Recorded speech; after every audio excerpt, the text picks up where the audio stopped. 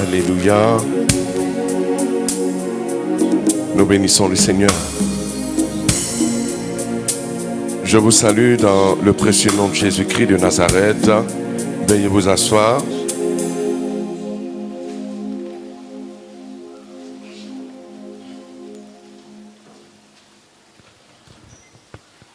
Bien-aimés dans le Seigneur, soyez les bienvenus dans la maison du Seigneur. J'ai cru que toi, amen.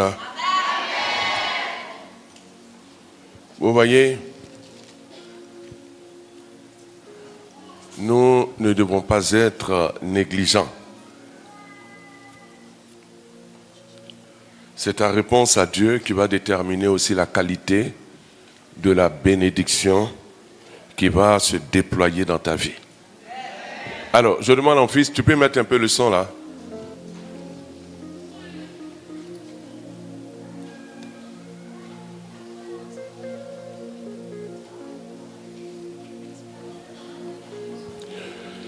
Et le thème d'aujourd'hui,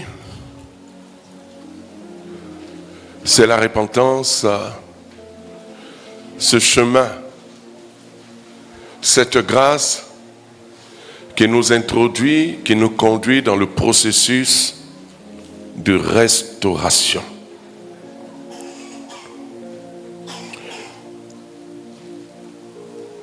Quand nous lisons Juges, au chapitre 6, à partir du verset 1er. Les enfants d'Israël firent ce qui déplaît au Seigneur. Et le Seigneur les livra entre les mains de Madian pendant 7 ans. Puissante contre Israël. Pour échapper à Madian, les enfants d'Israël se retiraient dans les ravins des montagnes, dans les cavernes et sur les rochers fortifiés. Quand Israël avait semé, Madian montait avec Amalek et les fils de l'Orient, et il marchait contre lui. Il campait en face de lui, détruisait les productions du pays jusque vers Gaza, et ne laissait en Israël ni vivre, ni brebis, ni bœufs, ni ânes. Car ils montaient avec leurs troupeaux et leurs tentes. Ils arrivaient comme une multitude de sauterelles. Ils étaient innombrables, eux et leurs chameaux, et ils venaient dans le pays pour le ravager. Israël fut très malheureux à cause de Madian, et les enfants d'Israël crièrent au Seigneur. Lorsque les enfants d'Israël criaient au Seigneur au sujet de Madian, le Seigneur envoya un prophète aux enfants d'Israël. Il leur dit: ainsi parle le Seigneur, le Dieu d'Israël. Je vous ai fait monter d'Égypte et je vous ai fait sortir de la maison de servitude. Je vous ai délivré de la main des Égyptiens et de la main de tous ceux qui vous opprimaient. Je les ai chassés devant vous et je vous ai donné leur pays. Je vous ai dit: je suis le Seigneur votre Dieu. Vous ne craindrez point les dieux des Amoréens dans le pays desquels vous habitez. Mais vous n'avez point écouté ma voix. Amen. Vous voyez, dans ce contexte, à partir du verset 1er, la révélation nous est donnée que le peuple firent ce qui déplaît à Dieu. Dans les conséquences qu'ils ont endurées, ils ont crié à Dieu. Alors, Dieu envoie un prophète pour rappeler ses bontés. Parce que quand nous apprenons à marcher avec le Seigneur, il nous faut savoir que le Seigneur, c'est un pédagogue. Donc, il faut apprendre à le connaître. Et Dieu, par la bouche de son prophète, rappelle les œuvres qu'il a accomplies. Je vous ai fait monter d'Égypte. Je vous ai fait sortir de la maison de servitude. Je vous ai délivré de la main des Égyptiens et de la main de tous ceux qui vous opprimaient. Je les ai chassés et je vous ai donné leur pays. Et vous voyez, le Seigneur rappelle la manifestation de ses bontés en rappelant ses promesses qu'il avait déjà donné à son peuple et qu'il a accompli. Parce que quand tu apprends à connaître Dieu, il faut savoir que Dieu annonce à l'avance ce qu'il est désireux de faire et d'accomplir dans ta vie. Et ce qui nous fait trébucher, c'est l'oubli. Parce qu'il y a un esprit de distraction qui fait que nous ne nous focalisons plus sur ce que Dieu a fait. Nous cherchons autre chose. Et nous oublions, comme le dit le psaume, je crois, 107, ils oublièrent Dieu. Alors, le Seigneur vient mettre le doigt sur le péché. Et ça, c'est la pédagogie de Dieu quand il veut t'introduire dans un chemin de conversion. Amen. Nous lisons Isaïe 58. Isaïe 58, verset 1. Crie à plein gosier, ne te retiens pas à la maison de Jacob ses péchés. Et vous voyez, Dieu suscite un prophète pour te rappeler tes torts. Et cela peut nous arriver. Souvent, Dieu met des personnes pour t'interpeller sur un certain comportement. Des personnes peuvent te dire, tu t'es mal comporté dans tel ou tel domaine, tu as crié, etc. Et qu'est-ce que nous faisons? Oh, laisse-moi, c'est comme ça je suis. Vous comprenez? Mais cette personne est la bouche de Dieu pour t'interpeller sur quelque chose, un point qui crée un obstacle. Amen. Alors, et quand nous ne faisons pas attention, c'est dangereux. Parce que le péché a introduit dans nos vies des failles et nous expose à des conséquences. Nous lisons Isaïe chapitre 59. Non, la main de Dieu, ni son oreille trop dure pour entendre. Et vous voyez, cela risque de créer un obstacle à notre relation à Dieu, à notre vie de prière. Et nous poursuivons. Mais ce sont vos crimes qui mettent une séparation entre vous et votre Dieu. Ce sont vos péchés qui vous cachent sa face et l'empêchent de vous écouter. Et vous voyez, non, la main du Seigneur n'est pas trop courte pour sauver, ni son oreille trop dure pour entendre. Mais ce sont vos crimes qui mettent une séparation entre vous et votre Dieu. Ce sont vos péchés qui vous cachent sa face et l'empêchent de vous écouter. Alors Dieu a suscité le prophète pour interpeller, pour crier haut et fort le péché de son peuple. Parce qu'ils ont oublié les bontés de Dieu. Et comme le dit Paul, les bontés de Dieu doivent nous pousser à la repentance. Dieu est trop bon dans chacune de nos vies. Dieu, il est bon, mais beaucoup sont repliés sur eux-mêmes, sur ce qu'ils n'ont pas. Alors, ils oublient les bontés de Dieu dans leur vie. Et vous voyez, le Seigneur dit, voilà ce qui crée une séparation et ce qui empêche Dieu de vous écouter. Dis à quelqu'un, personne n'est contre toi. Celui qui est contre toi, c'est d'abord toi d'abord. Parce que tu as une fausse compréhension des choses depuis que tu es devenu chrétien. Tu crois que la vie chrétienne, c'est faire les choses à sa tête. Détrompe-toi. Alors, il dit, ce sont vos crimes qui mettent une séparation entre vous et votre Dieu. Ce sont vos péchés qui vous cachent sa face. Les crimes, il y en a. Avortement, c'est un crime. Nous pouvons donner toutes les raisons Non, je ne travaille pas, elle ne travaille pas. Non, qu'est-ce que les gens vont dire? Je suis ici. Vous vous blaguez. C'est un crime. Aujourd'hui, dans le monde, il y a certaines lois qui encouragent. Il y a une loi qu'on appelle IVG, interruption volontaire de grossesse. Ça, c'est les hommes qui ont voté. Mais le Créateur, lui, dit quoi? Il y a certains cas de figure où on peut accepter certains cas. Mais la Bible dit les crimes.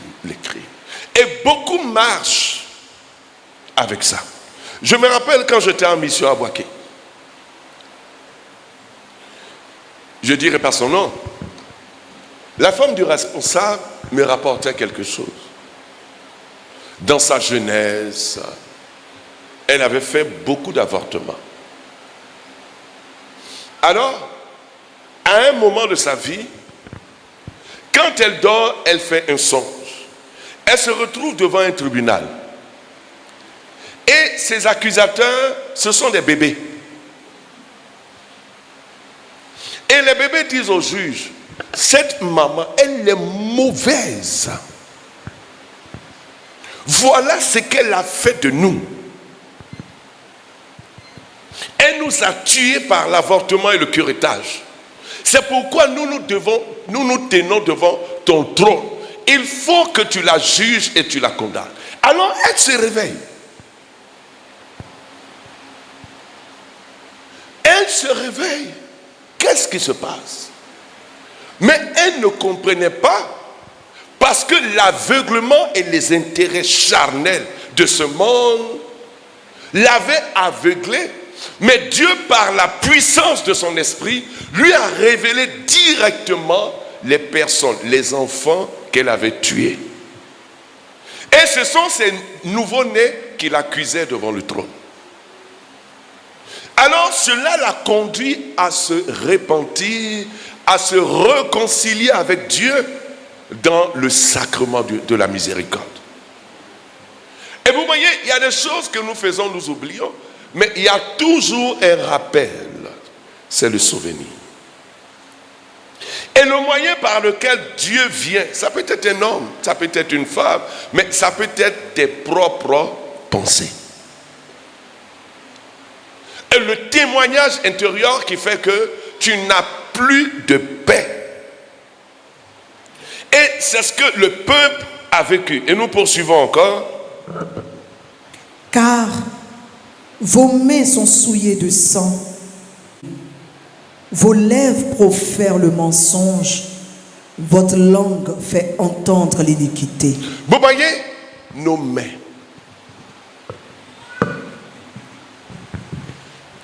Nos mains sont marquées par le sang. Mais il y a des langues, parce que le crime, c'est aussi ce qui sort de ta bouche, pas le dénigrement de ton frère, de ta soeur. En parlant mal, c'est un crime, parce que tu le défigures et tu le dénatures. Tu le vends et tu le vilipends. Un enfant de Dieu ne doit pas utiliser sa langue, parce que la langue est une arme. Quand nous lisons Proverbe chapitre 18, verset 21. Il est écrit, la mort et la vie sont au pouvoir de la langue. Beaucoup marchent avec cette arme, des criminels, ils ne savent pas qui ils sont. Parce que le Saint-Esprit n'a pas montré encore qui tu es et comment tu utilises ta bouche pour commettre autant de crimes.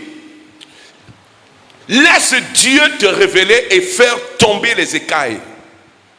Tu ne pourras pas résister. Et vous voyez les conséquences. Et c'est pourquoi le péché endurcit le cœur. Le péché endurcit le cœur.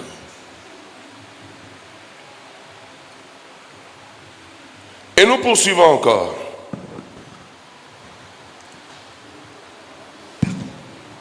Nul ne se plaint avec justice, nul ne plaide avec droiture. Ils s'appuient sur des choses vaines et disent des faussetés. Ils conçoivent le mal et enfantent le crime. Et vous voyez, nous disons des faussetés. Parce que l'esprit de vérité n'est pas en nous. La Bible dit, je crois, dans le livre des Proverbes,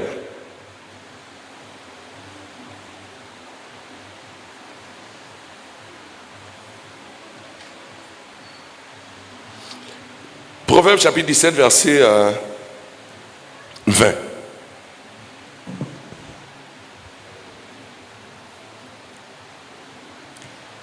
Un cœur faux ne trouve pas le bonheur, et celui dont la langue est perverse tombe dans le malheur. Vous voyez, le malheur n'est pas loin, c'est suspendu à ta langue. Quand ton cœur est faux, tu es sous le contrôle d'un esprit de fausseté.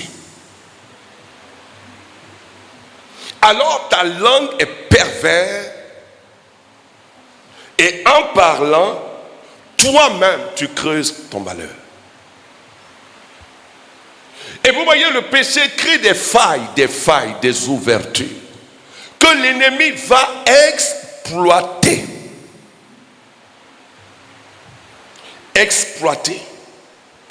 Et beaucoup de ceux qui marchent sans avoir un esprit pour s'humilier, la Bible dit qu'ils éloignent d'eux le décret de délivrance. Nous lisons Isaïe 59. Verset 9. C'est pourquoi l'arrêt de délivrance est loin de nous et le salut ne nous atteint pas. Nous attendons la lumière et voici les ténèbres. Amen. Reprends, pardon, à partir du verset 7, 8, 9. Voilà, on va dire ça. Leurs pieds courent au mal et ils ont hâte de répandre le sang innocent. Leurs pensées sont des pensées d'iniquité. Le ravage et la ruine sont sur leur route.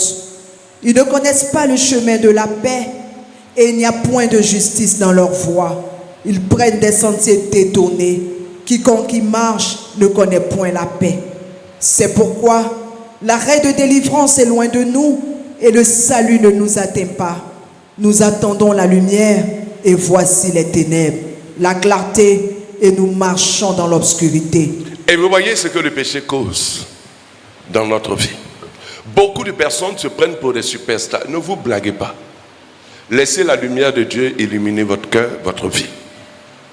Si Dieu et sa parole ne sont pas pour toi le miroir, alors ça veut dire que tu es dans les ténèbres. Il dit, leurs pensées sont des pensées d'iniquité. Qui ne pense pas au milieu de nous là? Qui n'a jamais pensé? Il y a des gens même qui t'ont rien fait et t'énervent. On est d'accord? Ouais. Et quand il y a un mariage, beaucoup d'hommes viennent. C'est là qu'on voit dans l'assemblée les sorciers et les sorcières. Ils ont des pensées comme quoi, non, celui-là aussi se marie. Il est comme ci, il est comme ça. Mais cette femme-là aussi, elle ne mérite pas celui-là. Nous, les vrais goûts, nous sommes là. Et vous voyez, quand des gens comme ça viennent à tes célébrations, au lieu de réception, c'est eux qui font palabre. À cause de l'état de leur cœur.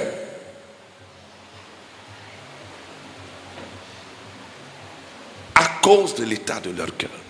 Et cela va se révéler par les propos qui sortent de leur bouche. Ils ne connaissent ni paix ni joie. Quand tu perds la paix, c'est une interpellation du Saint-Esprit à revenir à Dieu pour recréer et pour rétablir la paix. Mais beaucoup ne le connaissent pas. Pourquoi? Parce qu'ils préfèrent rester dans leur chambre et le matin, ils vont dire, Cette nuit, j'ai eu des nuits blanches. Mais qui t'a dit que ta nuit est blanche? Parce que tu n'as pas dormi? Mais c'est parce que le Saint-Esprit t'a interpellé et tu as endurci ton cœur. Je me rappelle une fois, j'étais missionnaire à Yamoussoukro. Il y avait 2 missions, une à Genula, une à San Pedro. C'était le moment où, quand on dit berger Robert là, parce que de Yamoussoukro où j'étais, les gens quittaient San Pedro Boaké pour venir prier chez moi à Yamoussoukro. Donc, ils nous ont sollicité. Le responsable de la zone fait le programme. Il dit, bon, mon fils Robert, toi tu vas à San Pedro. Et lui il va aller à une autre mission, Genula. Genula, c'est un petit groupe, peut-être une vingtaine, trentaine de personnes. C'est au complexe sucrier, là, c'est les cadres, les machins, tout. C'est pas chaud, comme au renouveau. Quelques jours avant la mission, je reçois un coup de fil. Mon responsable m'appelle. Il change le programme. Il dit, bon, j'ai refait le programme. Ce sont nos petits là, Damas et le frère Toussaint qui vont à San Pedro. Et nous, les 2 bergers, les 2 grands bergers, on va aller où il y a 20 personnes. Au lieu d'aller au moins, il y a 1000 là. Nous, c'est 20 personnes. J'ai dit, attends. Est-ce que le berger... Attends. Mais normalement, c'est les enfants qui doivent aller là-bas où il y a 20. Nous, en partie où il y a 1000 personnes. Alors, j'étais fâché. Je dis à mes brebis, non, mon responsable n'a même pas le discernement. Comment il ose faire ça? Il n'a pas le discernement. Il n'a pas le discernement. Non, c'est pour faire plaisir à notre soeur. C'est-à-dire, j'ai parlé première nuit. Je ne dors pas. Même sieste, même ça ne vient pas. Courant de la journée, je parle. Non, c'est pas possible, je ne peux pas faire ça. Non, c'est pas possible, je me plaignais tellement. Je ne dors pas. Ah, j'ai dit à quelque chose qui ne va pas. Mes brebis à la maison disent, ah berger, c'est ton responsable. Qui obéit ne se trompe pas. Je dis, quittez là, ne m'énervez pas. Qui obéit. Là-bas, il y a 20 personnes, et puis il marchait. Là-bas, il y a 1000.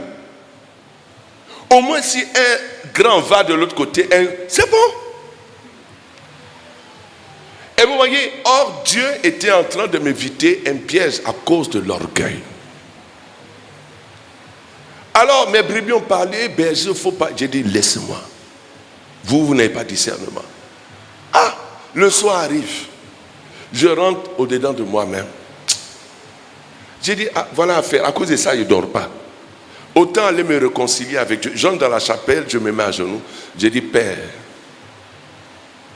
pardon pour ces plaintes et murmures, machin et tout ça. Vraiment, j'accepte d'obéir, j'accepte de partir. La même nuit là, j'ai dormi. Et vous voyez, j'ai compris que c'était une parole de Dieu. Vous voyez, le diable, quand il veut te séduire, il parle de nuit blanche. Or, tu es en conflit avec Dieu. Toi, tu ne sais pas. Tu avances toutes les raisons. Non, la nuit, ce n'est pas blanc, c'est noir. Dis à ton voisin, c'est noir. Et c'est un élément que je vous donne pour que vous-même vous appreniez à discerner et à opérer des changements dans votre cœur. Et vous voyez, la Bible dit, c'est pourquoi l'arrêt de délivrance est loin de nous. Il y a des personnes, tu ne peux pas les délivrer. Tu as prié, ça ne prend pas. Parce que là, dans leur cœur, il y a un décret, eux-mêmes ils ont mis anti-bénédiction. Je vous dis la vérité. Des fois, on va chercher des sorciers au village, laissez-les. D'autres vont chercher sur leur grand-père, leur arrière-grand-père. Il ne t'a même pas connu. Et c'est aujourd'hui que tu veux mettre sur lui problème. Pourquoi? Vous voyez, bien aimé dans le Seigneur, l'arrêt de délivrance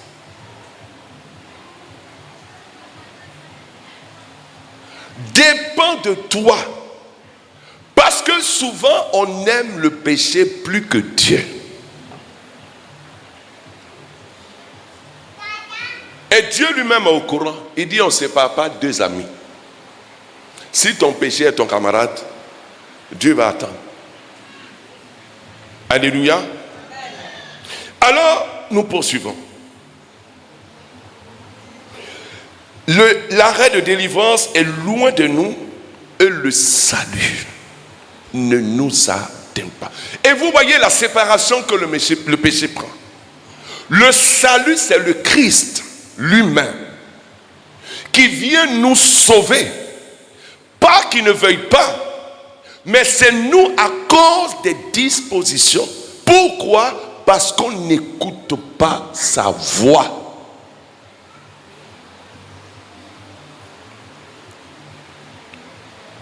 Le salut, c'est la guérison. Le salut, c'est la restauration. Le salut, c'est la libération. Le salut, c'est le pardon.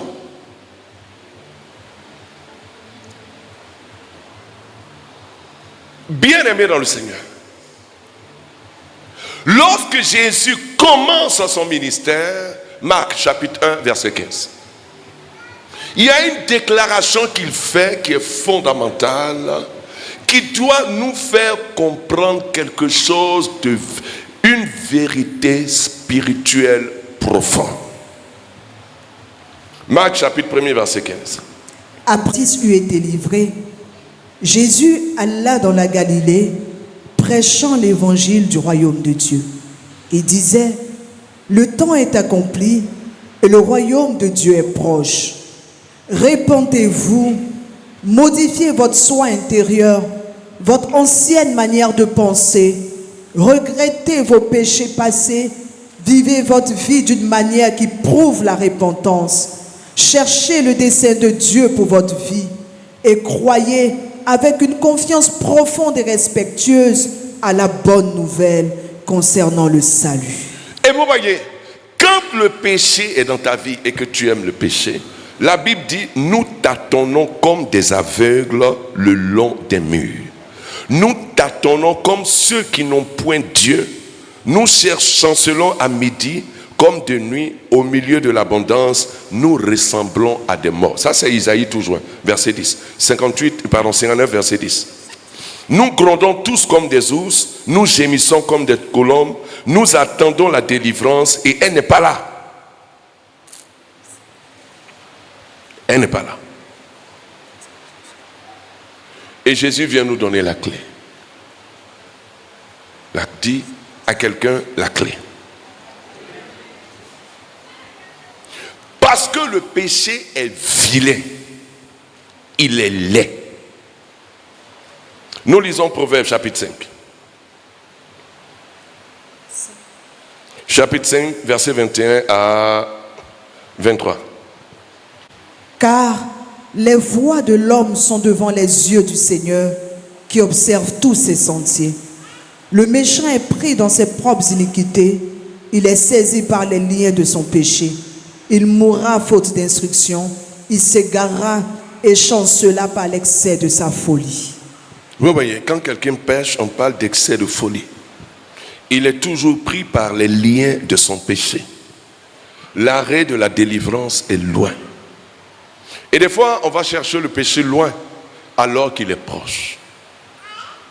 Alors, le Seigneur vient par un message, et tu réponds Marc chapitre 1er, verset 15.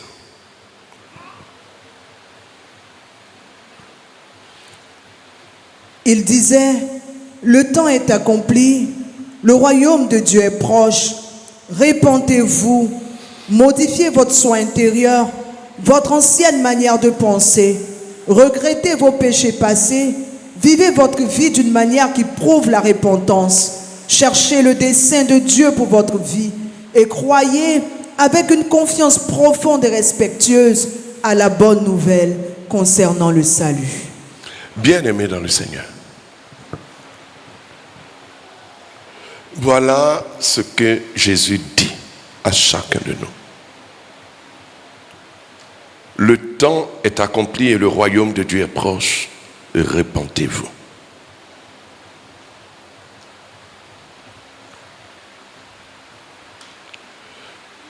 Vous voyez, selon la Bible, il s'agit de reconnaître son péché et de prouver de la tristesse.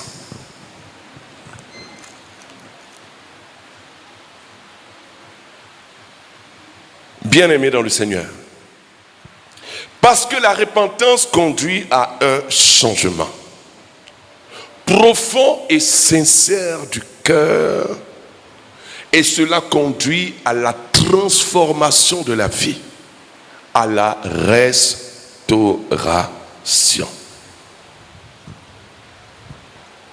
Vous voyez, dans la Bible, il y a plein d'exemples. Nous prenons le cas de Jonas. Dieu dit, va à Ninive, va faire mon travail. Va dire aux gens de Ninive, je leur ai donné un délai. Une fois passé ce délai, je frappe.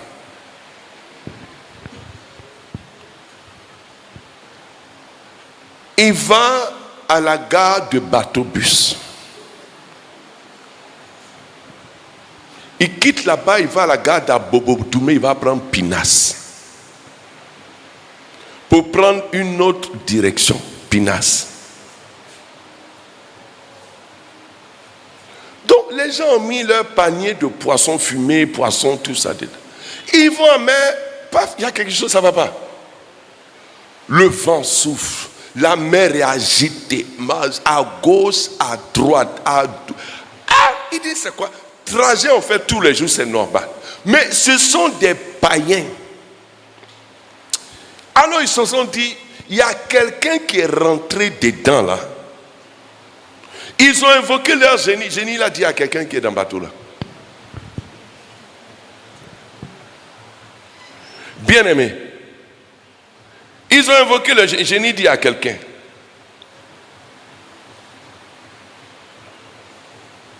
Alors, on va voir. Ma fille, tu prends Jonas. Jonas chapitre 1, verset 4.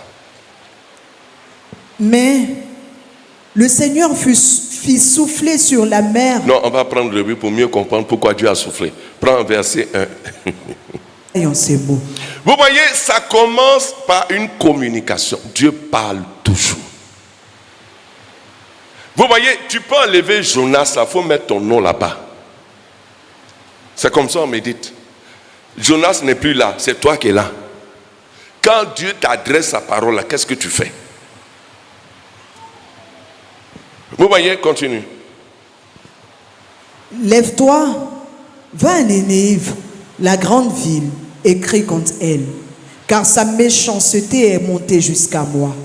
Vous voyez, Dieu est au courant de nos méchancetés. Vous les femmes, deuxième femme qui maltraitez les enfants là, Dieu est au courant.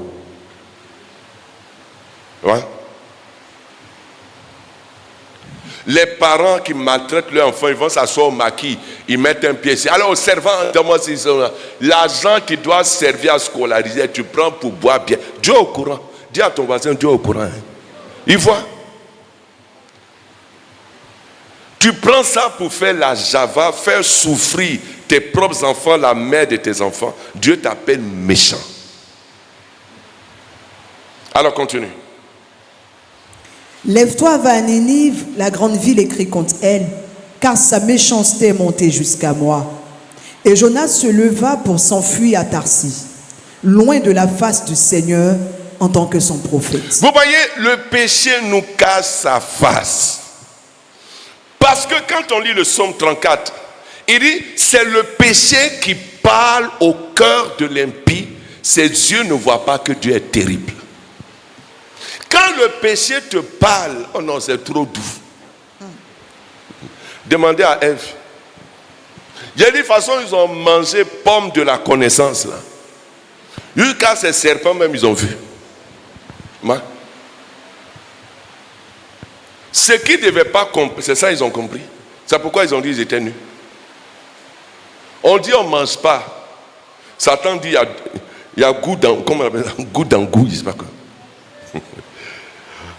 Alors, vas-y. Il descendit à Jaffo et il trouvait un navire qui allait à Tarsis, la zone de commerce phénicienne la plus éloignée alors connue. Il paya le prix du transport et s'embarqua pour aller avec les passagers de Tarsis, loin de la face du Seigneur en tant que son serviteur et ministre.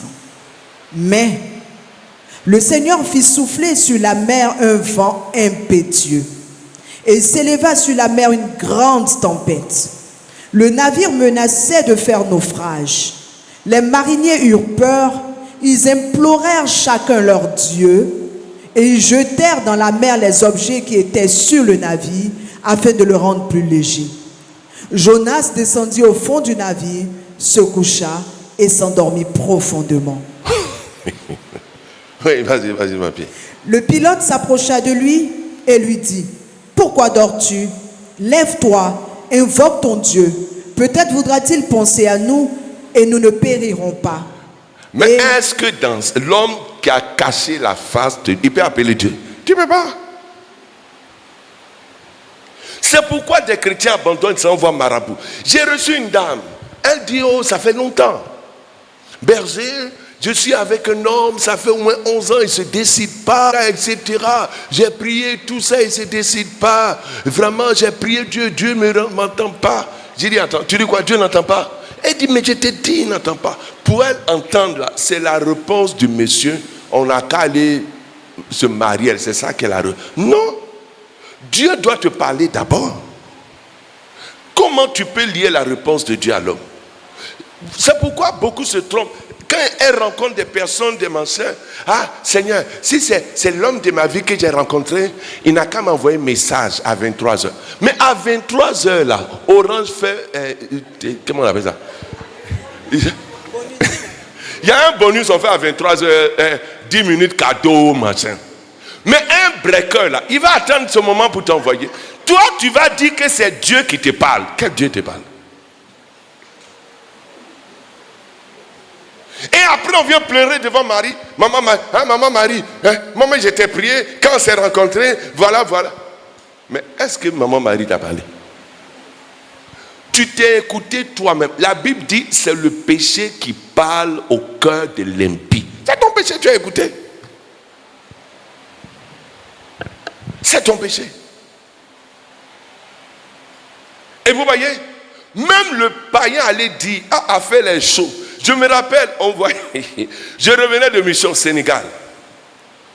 Mon voisin, je crois que c'est un musulman, il avait son livre. C'est écrit en arabe et puis c'est traduit en français. Il lisait, il était à côté. Moi aussi, il était en train de prier mon chapelet et tout. On arrivait au-dessus d'Abidjan, Port-Boué. Avion, on a fait ça. Qui? Avion. Ça coupe cœur, hein? Tout le monde a crié dans l'avion. Mon voisin l'a crié. Subhanallah, yallah, rabassou. Moi aussi j'ai crié, Jésus sauve-nous. Ah, c'est que tu connais la foi appelée. Et vous voyez dans le bateau, eux ils ont appelé là Dieu, ça ne suffit pas. Ils sont allés chercher un passager. Or le passager, il est en conflit avec Dieu. Il a tourné dos. Et lui-même, il a mis une séparation. Mais regarde dans ta vie. Ceux qui ont tourné dos là, ils se plaignent de Dieu. Je vais vous montrer ça. Ils se plaignent.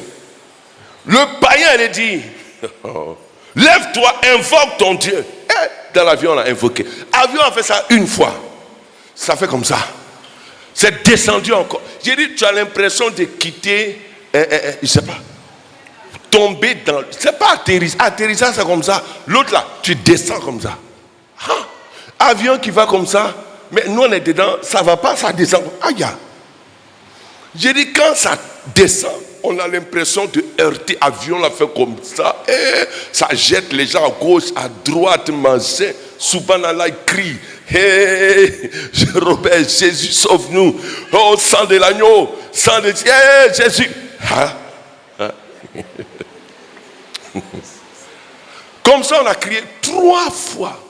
Hein? Commencez à prier en langue. Alléluia. L'avion s'est stabilisé, on a atterri. J'ai dit, oh, la veille, à 5 heures du matin, je dormais. J'ai un songe. Je vois un avion au-dessus de la mer. Et c'est en train de faire togo. L'avion est tombé dans la mer. Mon sommeil est fini. J'ai dit, Seigneur, c'est qu'elle a fait ça. Tu m'as envoyé en mission. Maintenant, je dois retourner. C'est l'avion qui a tombé dans la mer. J'ai dit, arrange-toi. Ma femme m'attend à l'aéroport. Et puis, poisson va manger. Va mettre ton...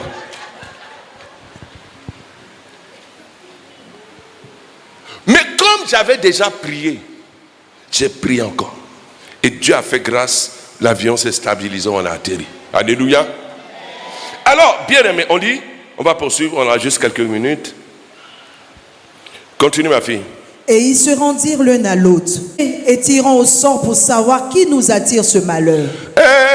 Mon frère et ma soeur, dis le péché, la désobéissance à Dieu fait de toi un poisseux. Même les païens reconnaissent ça. Écoutez, il dit qui nous attire le malheur. Péché là, il y a conséquences dedans. Toi, tu peux aller en conflit avec le Seigneur, mais tu es foutu. La Bible dit que Dieu est redoutable. Les païens disent, tirons au sort pour voir qui nous attire le malheur. Continue. Ils tirèrent au sort et le sort tomba sur Jonas. Ça va tomber sur toi. Ouais. Alors, il lui dit, dis-nous, qui nous attire ce malheur? Quelles sont tes affaires et d'où viens-tu? Quel est ton pays et de quel peuple es-tu? Il leur répondit, je suis hébreu et je crains le Seigneur, le Dieu des cieux, qui a fait la mer et la terre.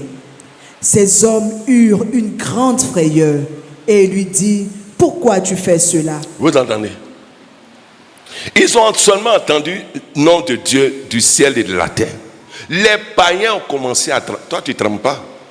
Parce que tu es un habitué d'un semblant de Dieu. Ce n'est pas vrai Dieu. Hein?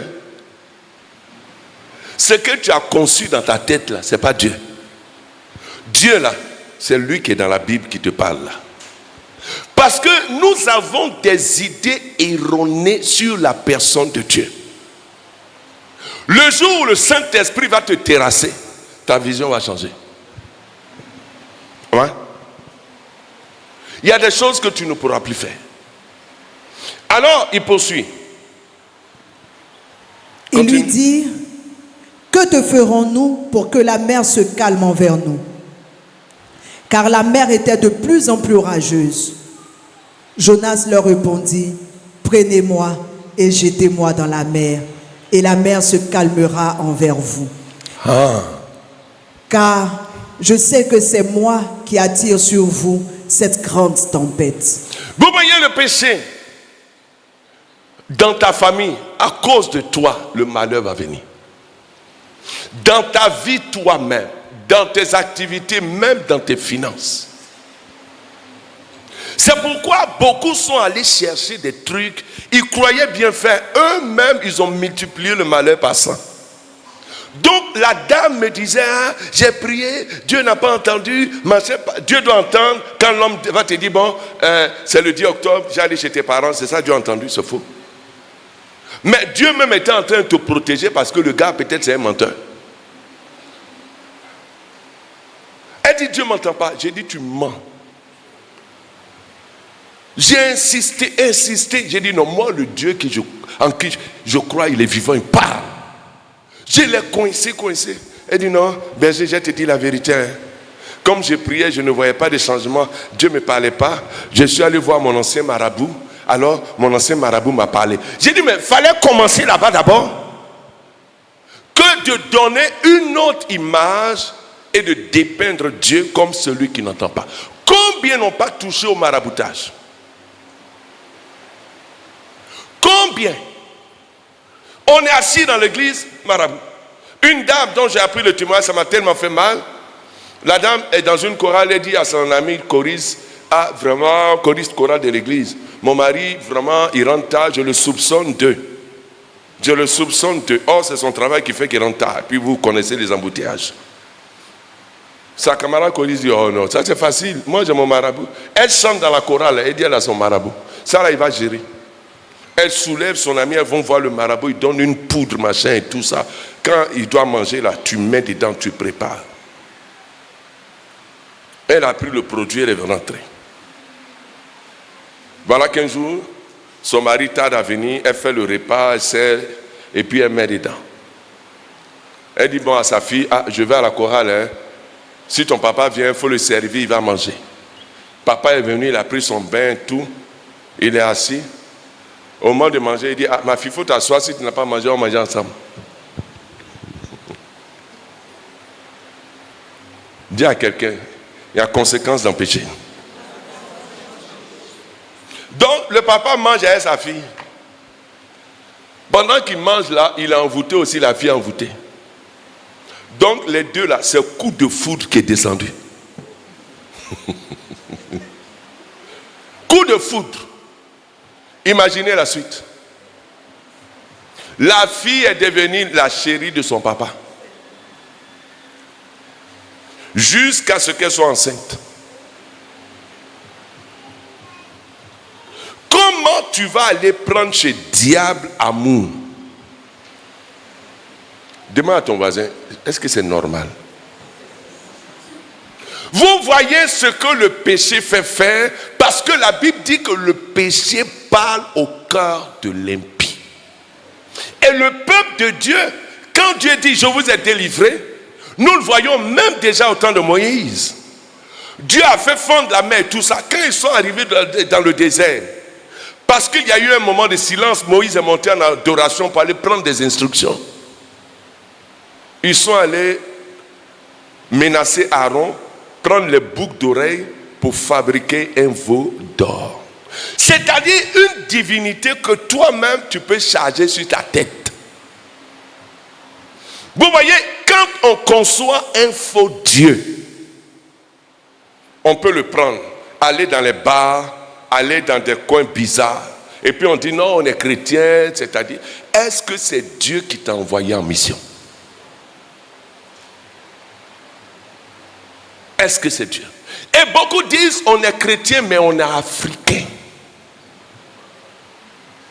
On est chrétien, on est africain. Et voilà des erreurs que nous commettons. Parce qu'on n'a pas changé l'être intérieur à la lumière de la parole de Dieu. Parce que depuis le jour où tu as dit que tu veux devenir chrétien, accepter Christ, tu n'es plus pour Dieu la même personne. Mais il y a un parcours. Vous voyez, nous devons humilier nos âmes. Et l'un des premiers éléments, c'est la reconnaissance du péché. Qui est une prise de conscience. Quand nous méditons la parole, nous voyons Dieu tel qu'il est. Une prise de conscience que l'on a transgressé la loi de Dieu et que nous avons agi contrairement à sa volonté. Quand tu regardes ta vie, là, est-ce que c'est ce que Dieu veut? Beaucoup se cachent derrière l'horoscope. Mais c'est une abomination et une séduction pour notre temps. Combien se cachent? Et ils croient à ces mensonges parce qu'ils sont nés. Moi, quand j'étais païen, Je lisais beaucoup l'horoscope. À l'époque, le signe, c'était, comment on appelle ça? Scorpion. Toi-même, quand tu vois Scorpion, même tu as peur. Mais comme c'est écrit, parce qu'il y a des mots de séduction, on dit travail, amour, après on te fait un commentaire. J'ai dit, je lis Scorpion, c'était en janvier 90. Il dit amour, vous allez faire une rencontre heureuse. J'ai commencé à rêver. Pour cette rencontre, aller au restaurant. Moi-même, je regarde ma poche, même il n'y a pas de jeton. Je dis, mais quel restaurant? Vous voyez? Mais quand l'esprit du monde t'anime, là, tu aimes ces choses-là, santé. Cette fois-ci, la santé n'est pas fameuse. Vous aurez un mal, un virus à la gorge. Mais les conseils, tournez-vous vers un numérologue. Attends, on ne dit même pas va voir un médecin, on dit va un numérologue. Quelqu'un qui prend ta date de naissance. Si tu es né en octobre, le 10 octobre, 6e mois, année temps, il additionne, il fait soustraction, ça donne un commentaire sur ta vie. J'ai dit, c'est quoi ça? Il va mesurer taille de bassin, tout dire. J'ai regardé, on dit, j'ai pris le contact, on dit, il y a un numérologue aux 2 plateaux. Consultation. Attends, est-ce que moi j'ai l'argent pour tout ça? Mais comme je suis aveuglé, mais lorsqu'il a plu à Dieu de se révéler à moi dans ma chambre, j'ai vu la blancheur de Dieu. Et quand je suis tombé à genoux, j'ai dit à Dieu, Seigneur, aie pitié de moi. J'ai vu mon péché. Je disais, Seigneur, aie pitié. Parce que j'ai réalisé que c'est pour nos péchés qu'il est allé à la croix. Il n'a même pas attendu que nous soyons... Personne même n'est bon. Quand j'ai crié, Seigneur, aie pitié, pardonne mes péchés, j'étais ignorant. Oh, j'ai commencé à pleurer. Dieu a ouvert mes yeux. Mais ça a été pour moi une grande prise d'eau. J'ai pleuré toutes les larmes de mon corps. Pourtant, j'avais une copine, elle était catéchumène. Catéchumène, il y a des jours, elle vient dormir chez moi, on n'est pas mariés. On se blaguait dans des petits mots, chérie, chérie, chérie. Jusqu'à même, un jour même, elle était enceinte. Il y a un de mes frères qui m'a donné l'argent, on est parti au CHU de Trècheville. Elle s'est fait avorter. Je suis là, j'attends. Je vais voir ce qui se passe. Je monte au bâtiment maternité, je ne suis pas pédiatrique. Mais je vois, oh Seigneur, le tableau est laid. Les jeunes filles couchées à même le sol, comme ça. Avec un pagne vert, un tissu vert sur elles. Toutes ces filles-là sont venues se faire avorter. Quand ils font, ils te déposent. Une rentre, on te dépose, on te dépose, on te dépose, on te dépose. Ah! J'ai dit, mais mon cœur était endurci. Pour nous, c'était normal, ce crime-là. Mais après ma conversion, parce que après, oh, je voudrais vous dire quelque chose. Les restes de l'enfant ont commencé à tomber à la maison. Pas on m'a dit, j'ai vu. Seigneur, aie pitié. Mais quand Dieu m'a touché, j'ai reconnu, mais j'ai pleuré toutes les larmes de mon corps. Quand Dieu vient à toi, qu'il parle, c'est parce que tu n'as pas écouté. Beaucoup croient que Dieu va parler à leur oreille comme le muezzin à 4h, 5h du matin. Ouama.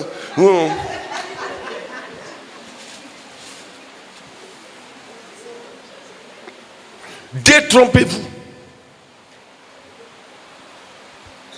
Bien-aimés dans le Seigneur.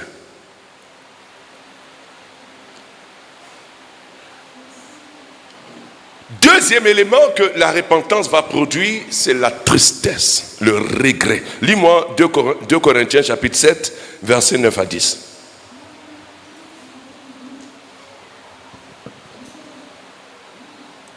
Oui, vas-y. Je me réjouis à cette heure, non pas de ce que vous avez été attristés, mais de ce que votre tristesse vous a porté à la repentance, et ainsi à vous tourner vers Dieu.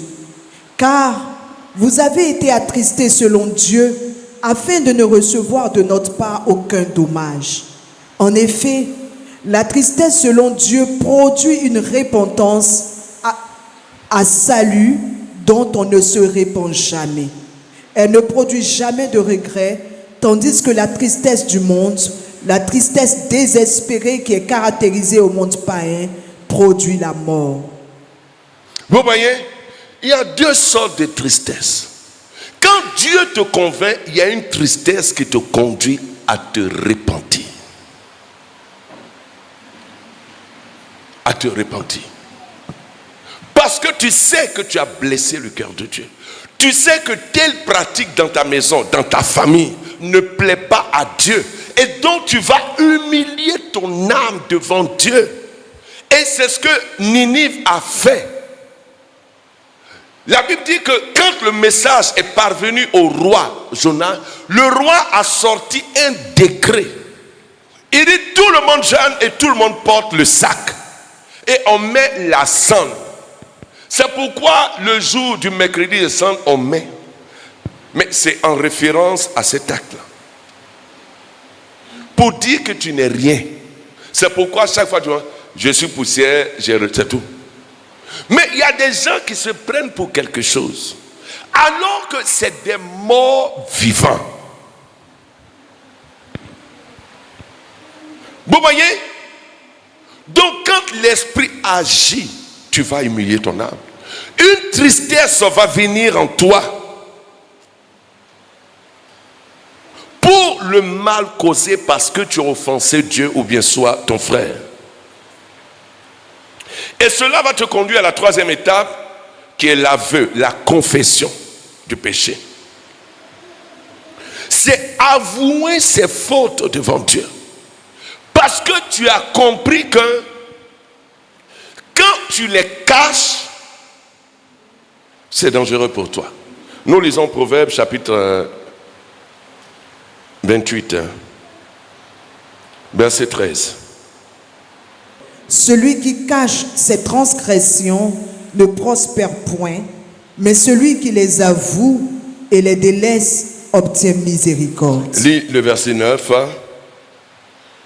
Si quelqu'un détourne l'oreille pour ne pas écouter la loi, sa prière même est une abomination. Relis encore. Si quelqu'un détourne l'oreille pour ne pas écouter la loi, sa prière même est une abomination. Et vous voyez, si quelqu'un cache ses transgressions, il ne prospère pas. Ne peut pas réussir, ne peut pas connaître le succès. Parce que tu as intégré à ta vie un poison. Amen. On peut avancer? On peut avancer? Il dit l'aveu. Donc, celui qui les avoue et les délaisse. Vous voyez? Qui les avoue. Des fois, il faut avoir Dieu et aussi alors. Et c'est pourquoi on vient se confesser. Beaucoup ne se confessent pas. C'est dangereux pour toi. Il faut se confesser.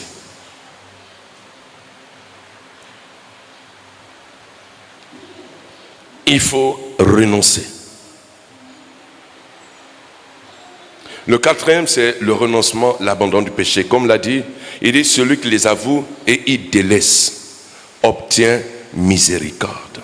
C'est une décision ferme de ne plus commettre le péché, mais de rompre avec les mauvaises habitudes, de s'en éloigner, même des tentations. Il ne faut même pas crier. Tu vois une femme, ce n'est pas ta femme. Psst, maman, je dis, c'est-à-dire, il faut arrêter ça. Il y a des femmes aussi qui aiment ça. Elles aiment qu'on vienne mettre la main. Il y a des garçons, ils sont malades. Pour te saluer, ils vont mettre la main. Hein? Maman jolie, toi, ton cœur est malade. Parce que la Bible dit, heureux les cœurs purs, ils verront qui? Ouais.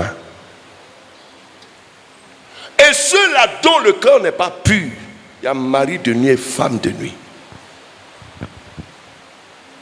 Il faut avouer, il faut te laisser. C'est pourquoi le Seigneur dit, si tu vas présenter ton offrande, ta prière, et que tu as le souvenir de quelque chose, laisse, va te réconcilier. Beaucoup ne le font pas. Dernièrement, j'ai reçu une dame. On échangeait, elle dit, berger, j'ai un problème. Eh, Seigneur, prends pitié. Son fils doit fêter son anniversaire. Et le cadeau qu'il demande, il veut entendre la voix de son papa.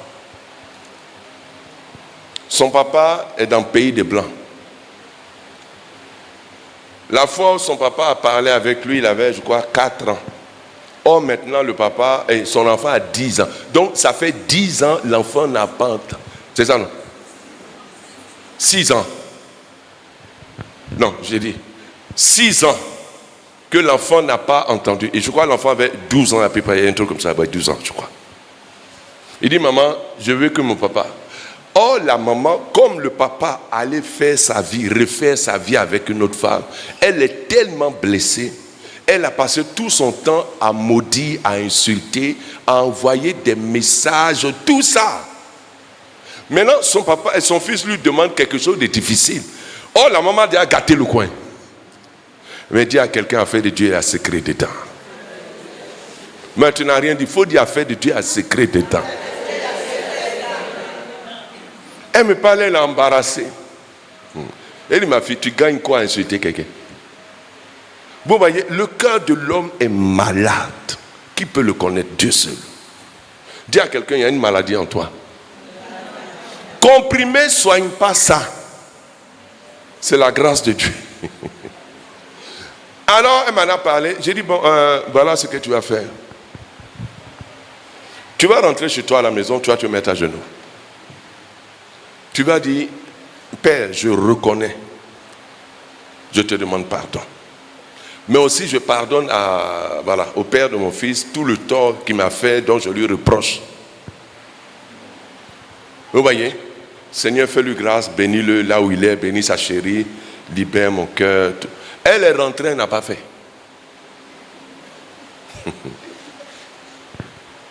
Quand elle est venue dans mon bureau, elle souriait, la deuxième fois, elle souriait. Elle rit, j'ai dit à quoi? Elle dit, berger, je te dis quelque chose. Tu sais, quand tu m'as donné l'exercice, là, il dit, moi, avec ce qu'il m'a fait là, je vais me mettre à genoux, je dis, jamais.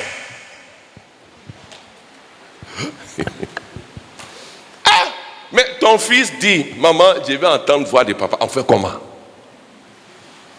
Donc, elle dit, j'ai fait ce que berger a dit. Elle a fait... Dieu merci. Maintenant, elle me raconte. Elle dit, berger, non, Dieu est trop fort. Mais le type, la manière dont je l'ai insulté là, j'envoie SMS, j'envoie mail, je gâte le coin. Elle dit, quand je l'ai appelé, non, c'est elle qui a envoyé un message. Elle dit, elle a envoyé un message, un mail. Et à l'instant, il appelle. Elle dit, elle ne sait même pas comment il a fait pour avoir son... Parce que ça fait une affaire de 6 ans. Il appelle, il salue, il rit, tout ça, ça va. Et mon petit, c'est-à-dire, elle dit, je suis étonné. On a causé, si comme il n'y a pas eu de paroles mauvaises, on a rééchangé, jusqu'à même il a parlé à son fils. Ah, j'ai cru que tu allais dire amen. Là. Il a parlé à son fils, jusqu'à il dit encore, berger, il dit d'envoyer mon RIB, relevé d'identité bancaire. Il va envoyer l'argent encore. Hey, Seigneur. Oh, je veux déclarer sur ta vie. Vous voyez, quand tu humilies ton âme, la grâce va parler en ta faveur. Ça, c'est pas des amen, ça. Oui, elle a fait ça. Elle dit, berger, Dieu est trop fort. Le monsieur a fait un virement de 250 000 balles.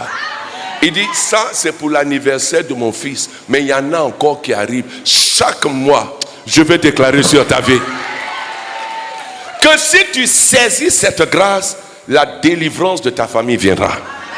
Ta délivrance viendra au nom de Jésus. Donc, il nous faut rompre.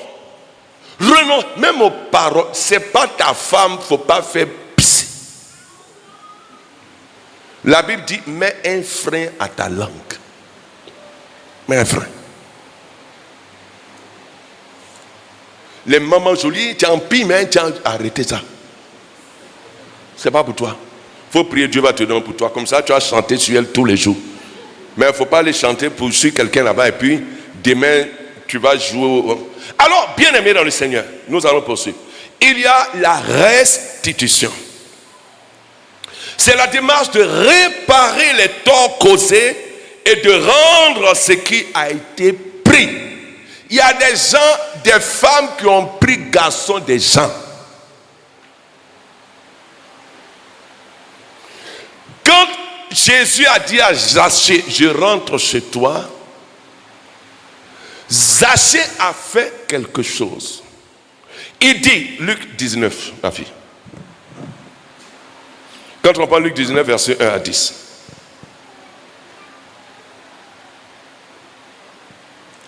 Jésus, près dans Jéricho, traversait la ville. Et voici, un homme riche appelé Zachée, chef des publicains, cherchait à voir qui était Jésus. Mais il ne pouvait y parvenir à cause de la foule, car il était petit de taille. Il courut en avant et monta sur un sycomore pour le voir, parce qu'il devait passer par là. Lorsque Jésus fut arrivé à cet endroit, il leva les yeux et dit, « Zachée, hâte-toi de descendre, car il faut que je demeure aujourd'hui dans ta maison. » Zachée se hâta de descendre et le reçut avec joie. Voyant cela, tous murmurèrent par mécontentement et disaient, « Il est allé loger chez un pécheur notoire. » Mais Zachée, se tenant devant le Seigneur, lui dit, « Voici, Seigneur, je donne aux pauvres la moitié de mes biens. Et si j'ai fait tort de quelque chose à quelqu'un, je lui rends le quadruple. » Jésus lui dit, « Le salut est entré aujourd'hui dans cette maison, parce que celui-ci est aussi un fils d'Abraham. Car le Fils de l'homme est venu chercher et sauver ceux qui étaient perdus. » Vous voyez, il dit, si j'ai fait du tort, si j'ai pris, je rembourse. Il faut sortir des relations bizarres de maîtresse et de maître. En vivant dans cette... L'arrêt de délivrance et le salut est éloigné de toi. Il ne faut pas te fatiguer. Même si tu as des avantages privés. Moi, il y a une de mes filles qui rendait témoignage, qui était entretenue par quelqu'un. Mais quand Dieu a parlé à son cœur, elle a coupé. Elle dit, ça n'a pas été facile parce que c'est par elle, ses frères et sœurs mangeaient. Mais elle a choisi quelque chose. Vous voyez, quand tu veux entrer dans l'arrêt de délivrance, il y a une décision que tu prends. Alléluia. Attends, 5 minutes. Bien-aimé dans le Seigneur, il y a des relations qui ne sont pas épanouissantes. Il paye ma maison, il fait ceci, il fait cela. Arrêtez ça. Arrêtez. Arrêtez. Arrêtez. Et aussi, j'avais omis quelque chose. Ceux qui rentrent dans l'esprit de masturbation et impureté, là, il faut arrêter. Quand ils vont se laver, douche, on fait 10 minutes, 5 minutes, 1h45. Si c'est cours commune, c'est grave. Arrêtez ça. Je me rappelle, j'ai prêché sur une paroisse à Djamé. Il y a une sœur qui a été délivrée d'un esprit de masturbation. Quand elle est sortie de là, son mari, son chéri, l'a vue et il l'a épousée. Et j'ai été parrain de sa fille au baptême. Parce qu'elle a gardé ça en souvenir. Il y a des choses, c'est pas bon. Si tu n'as pas go gare, faut te repentir, prier pour toi. Ça a sorti. Faut pas aller regarder porno ou bien avoir des documents à l'aise. Il faut arrêter tout ça. Parce que c'est ce qui amène la souillure et l'activité des démons dans la vie. C'est comme quelqu'un qui va prendre un fétiche, il met. Gédéon, son papa, a mis un fétiche, mais Dieu lui a dit, renverse ça. Pourquoi beaucoup n'accomplissent pas leur mission dans les familles? C'est parce qu'ils n'ont pas l'esprit de repentance. Pour humilier, il y a des choses on voit, on dit, hey, on est africain, oh, on est agni, on est... Hey! Si Dieu a voulu que tu naisses dans cette famille, ça sera par toi que le salut va rentrer dans cette famille. Donc, il faut te battre. Alors, je suis en train d'atterrir. Jésus a dit à Zachée, après avoir posé l'acte, c'est pas seulement je confesse à Dieu, je confesse. S'il n'y a pas d'actes qui suivent, en vue de modifier son soi intérieur, ses pensées et les actes qui correspondent, le salut ne peut pas entrer, il sera toujours suspendu. L'ennemi nous connaît, toi tu ne te connais pas. Alléluia. Alors je descends, j'atterris. Donc, après cela, c'est la transformation, comme le dit ici, la modification de notre être intérieur par le renouvellement de la mentalité.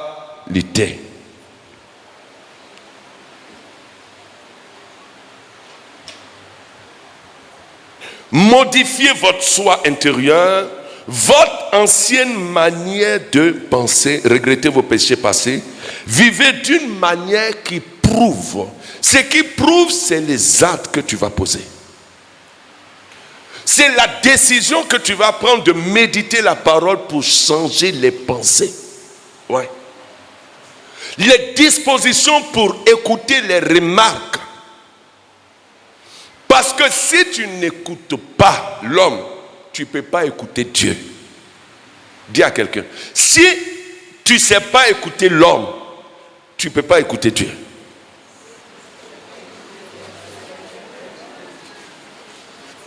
Ouais. Jésus même, il était enfant. Ses parents sont allés le chercher au temple.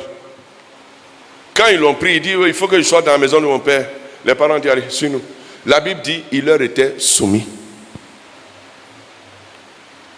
Vous voyez? Alors, bien aimé dans le Seigneur.